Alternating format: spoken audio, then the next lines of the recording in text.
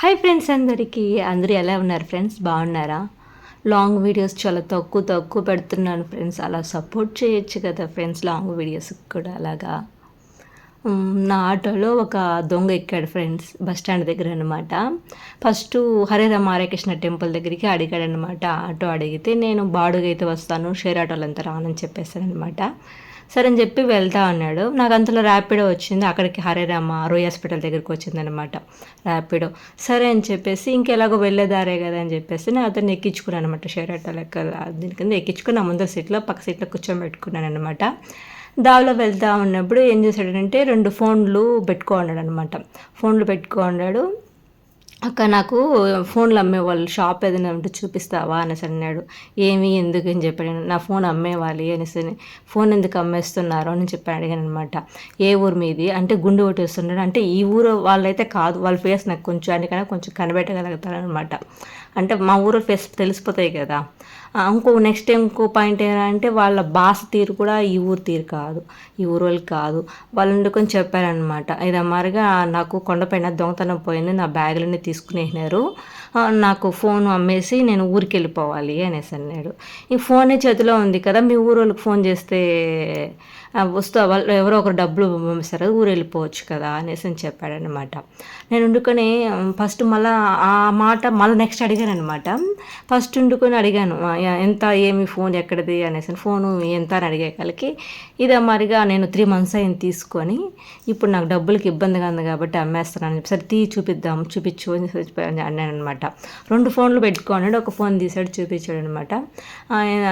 చూస్తే బాగుంది phone, switch off చేసి పెట్టున్నారనమాట. ఏం స్విచ్ ఆఫ్ అయిపోయిందంటే ఛార్జింగ్ అయిపోయింది అన్నాడు అనమాట. సరే, నా బండిలోని ఛార్జింగ్ ఉంది, సేమ్ యాస్టీస్ పిన్నే ఉందనమాట.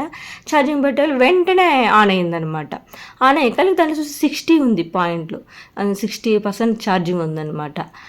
అప్పుడు నాకు అప్పుడే డౌట్ వచ్చింది. నాకు అప్పటికే డౌట్ వచ్చాక సరేలే మీది ఏ ఊరు, మళ్ళీ ఆ డౌట్ వచ్చి నేను మళ్ళీ మీది ఏ ఊరు, ఎక్కడ ఉంటారు అని చెప్పి అడిగాను అనమాట. నెల్లూరు పాత బస్ స్టాండ్ దగ్గర ఉంటాము అలా ఇలా అని చెప్తా వచ్చానమాట. మీకు బ్యాగులు దారిపోతే ఊరికి వెళ్ళిపోవడానికే కదా డబ్బులు కావాల్సింది, అంతలో దీనికి ఫోన్ ఎందుకు అమ్ముకోవాలి అనేసి అని చెప్పి అట్టా మాట్లాడుతూ ఉన్నాను అనమాట. మాట్లాడుతూ అంటే స్టాపింగ్ వచ్చేసింది. ఇంకో డౌట్ కూడా వచ్చింది నాకు. ఊరెళ్ళాల్సిన వాళ్ళు ఇప్పుడు ఊరు వెళ్ళిపోవాలనుకున్న వాళ్ళు బస్ స్టాండ్కి బస్కి వెళ్ళిపోవాలి, తిరిగి హరే రామకృష్ణ టెంపుల్ దగ్గరికి ఎందుకు వస్తారు ఫ్రెండ్స్? నాకు అక్కడ డౌట్ వచ్చిందనమాట. తన ప్రతి మాటలోనూ డౌట్ వచ్చింది. వాళ్ళు దిగేసి ఫోన్ తీసుకుని చూస్తుంటే ఈ ఫోన్ మీదేనా ప్రూఫ్ ఏంటి అని నేను అడిగాను అనమాట. అంటే మీదైతే ఉంటుంది కదా, మీదైతే బ్యాగులు పోతే ఊరికి వెళ్ళిపోవడానికి మీ వాళ్ళకి ఫోన్ చేస్తే డబ్బులు వేస్తారు, ఈ ఫోన్ ఎందుకు అమ్ముకోవాలనుకుంటున్నారు ఏమని చెప్పి దిగేసి ఇంతాక అడిగాను అనమాట. మళ్ళీ నాకు ర్యాపిడో వాళ్ళు ఉన్నారు కదా, నా ఆటోలో ఉన్నారు, వాళ్ళు కూడా ఫోన్ తీసుకొని అసలు అతనికి లాక్ ఓపెన్ చేయడం కూడా తెలియలేదు ఫ్రెండ్స్. మొత్తానికైతే లాక్ మళ్ళీ నా వెనకాల ఉన్న వాళ్ళు ర్యాపిడో వాళ్ళు చూస్తే వాళ్ళు తీసుకొని వాళ్ళు కూడా ఫోన్ అవసరం ఉందనమాట. వాళ్ళు కూడా కొనుక్కుందాం అనేసి అనుకున్నారు. అంటే ఎవరో ఒకరు కొనుక్కుందాం అనుకున్నాం. కాకపోతే నాకు వాళ్ళు చెప్పిన మాటలన్నీ నాకు డౌట్గానే ఉన్నింది.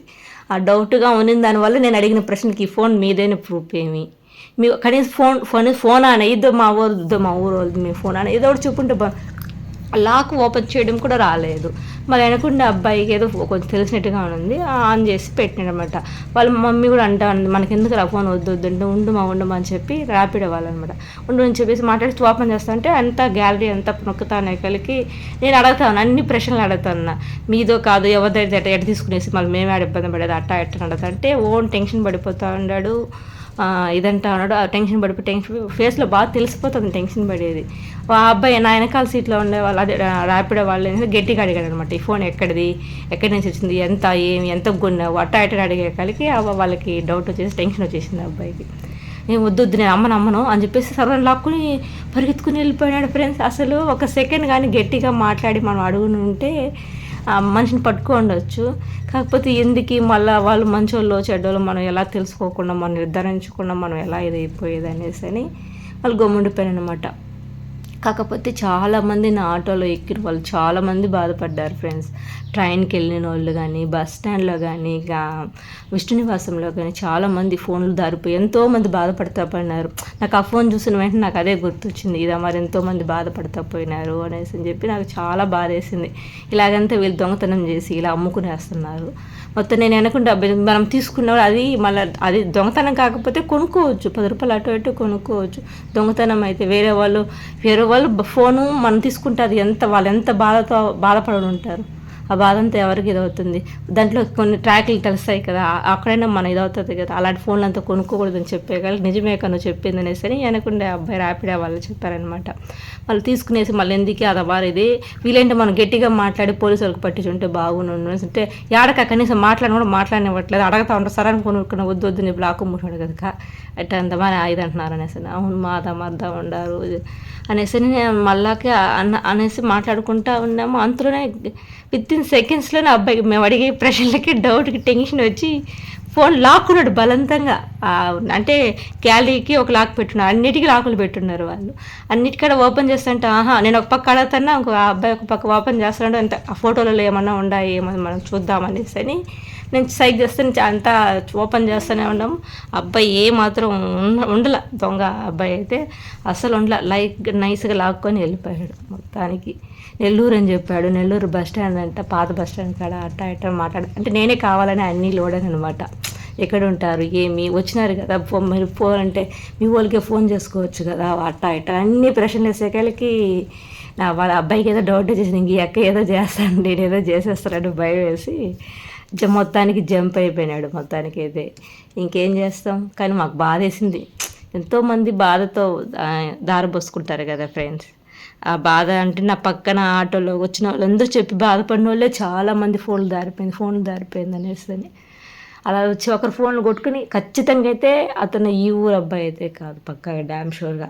ఎందుకంటే నేను ఫేస్ చూసేదానికన్నా కూడా వాళ్ళ లాంగ్వేజ్ కూడా తెలిసిపోతుంది. మా ఊరు లాంగ్వేజ్ తెలుస్తుంది కదా.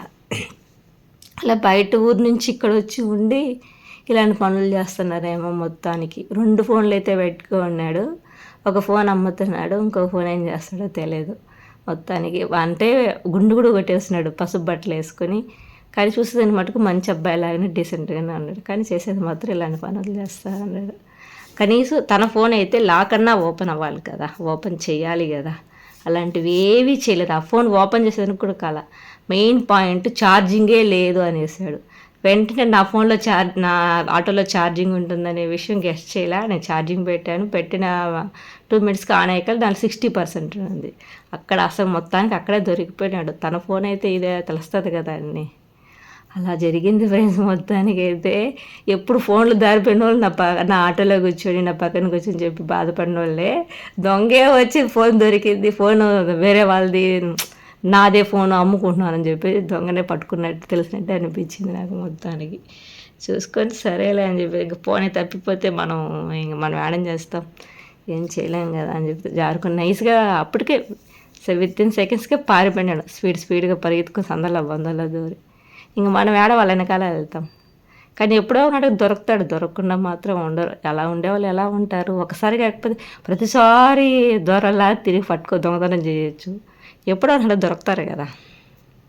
Okay friends, bye friends. అలాగే నా ఛానల్ని సబ్స్క్రైబ్ చేసుకోవడం మాత్రం మర్చిపోకండి ఫ్రెండ్స్. Okay bye.